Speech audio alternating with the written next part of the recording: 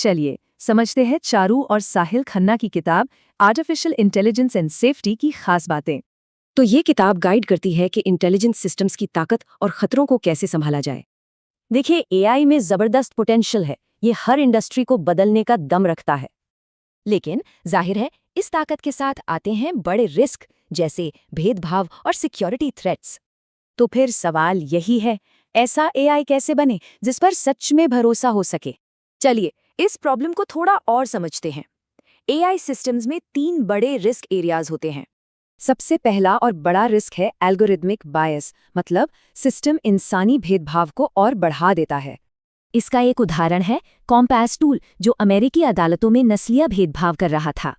जैसा कि researcher doctor टिमिथ केब्रू कहती हैं, ये सिर्फ टेक्निकल नहीं बल्कि एक सामाजिक मुद्दा है। दूसरा रिस्क है डेटा पॉइजनिंग। इसमें जानबूझकर एआई के ट्रेनिंग डेटा को खराब किया जाता है। इससे होते हैं एडवर्सेरियल अटैक्स।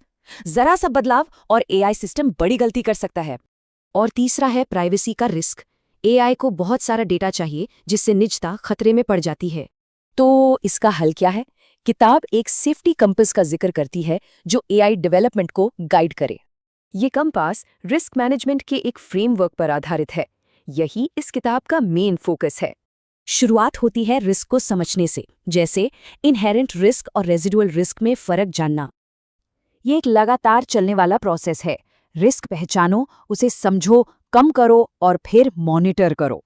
इस पूरे फ्रेमवर्क की नींव है कॉन्शियस कोडिंग का आइडिया। इसके 5 सिद्धांत हैं। ये मानते हैं कि सेफ्टी और फेयरनेस इंजीनियरिंग का ही एक जरूरी हिस्सा है। आखिरकार लक्ष्य है इनोवेशन और गवर्नेंस के बीच एक सही बैलेंस बनाना।